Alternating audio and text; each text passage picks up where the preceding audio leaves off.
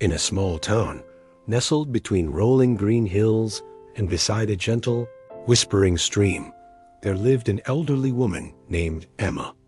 She was known throughout the town for her kind heart and the warm, welcoming smile that never seemed to leave her face. Her home was a simple, humble cottage, perched at the very edge of the town, as if guarding its peace. It was surrounded by a lovingly tended garden, a few resilient fruit trees that bore sweet gifts each season, and an old wooden fence that seemed to hum along with the breeze. Emma had no children of her own, and her beloved husband had passed on many years before, leaving her in the quiet company of her memories. But Emma was never truly alone. Her constant and most cherished companion was Poppy, a small hen with feathers as soft and white as freshly fallen snow, playfully dotted with black spots on her wings and a little red comb that sat atop her head like a tiny, proud crown. Poppy was more than just a hen to Emma. She was a friend, a shadow, and a confidant. She followed Emma everywhere, from the garden rows to the front porch swing, clucking softly as if she were adding her own gentle opinions to their silent conversations. The villagers would often smile warmly when they saw the pair making their slow, deliberate way through the town, Emma leaning on her sturdy cane, and Poppy waddling faithfully beside her, a loyal and unwavering little friend. Their bond was a quiet testament to the simple, profound connections that give life its deepest meaning. Every morning, just as the sun began to paint the dark sky with strokes of soft orange and delicate pink, Poppy would perform her daily ritual. She would lay a single, warm, smooth egg. It was a perfect and dependable gift. Emma would collect it with the utmost care, her weathered, wrinkled hands cradling it as if it were a precious jewel.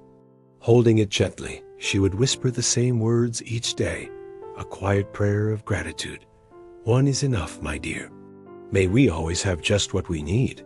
She would then carefully boil the egg, eating half for her simple breakfast, and saving the other half for her dinner, a perfect measure of sustenance for her modest needs.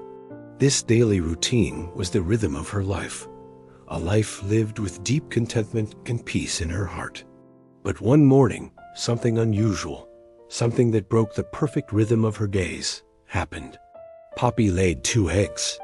Not one, but 2, resting side by side in the straw. Emma blinked, her eyes widening in surprise. "2?" she whispered, a smile touching her lips. "Well, now that's generous." True to her nature, she did not see this as an opportunity for excess. She cooked 1 egg for her meals, just as she always did. But the second egg she carefully wrapped and took with her to the village market. She did not seek to trade it for luxuries or trinkets. Instead, she exchanged it for just a small handful of rice and a little piece of jaggery, simple staples to supplement her garden's bounty. She did not ask for more, for in her heart she already had enough. Soon, word of Poppy's newfound productivity spread through the village. Well-meaning neighbors and friends began to offer Emma advice. "Emma, you should think bigger." One said, "Feed Poppy more. Give her richer grains. She could lay 3, maybe 4 eggs a day."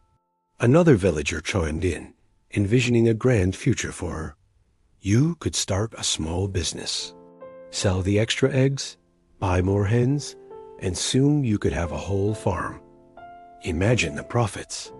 They painted pictures of wealth and expansion, of a life far grander than the one she led. But Emma would simply smile her serene smile, shake her head gently, and reply with the quiet wisdom that defined her. "One for me and 1 to share. That's enough." Her words were a gentle refusal of a world that always seemed to demand more, a quiet celebration of a life defined by sufficiency, not abundance. As the seasons turned, the sky grew heavy and gray. The monsoon came, not as a gentle blessing, but as a relentless force. The gentle stream swelled into a raging current, and the rains fell for days on end, flooding fields and homes. Many villagers suffered great hardship. Their crops were washed away, their food stores spoiled. It was a time of worry and scarcity. Yet, through it all, Poppy, in her mysterious way, continued to lay 2 perfect eggs each day. While others scrambled for what little they could find, Alma's simple routine continued. But she had not been consuming both her portions. The second egg, the one meant for sharing, she had been carefully saving, one by one. Now, with her community in need, Alma quietly began to share her small treasure. She gave eggs to the family whose children were hungry, to the elderly man who couldn't leave his flooded home, to anyone who needed a little help. She did it all with a quiet grace, never asking for anything in return.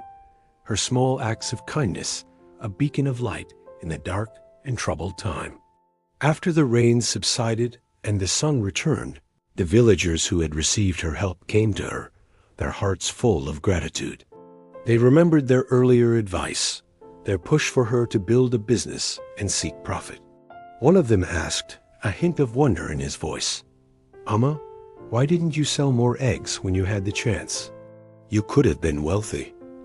Alma sat on her porch, with Poppy clucking softly at her feet, and looked out at the recovering town.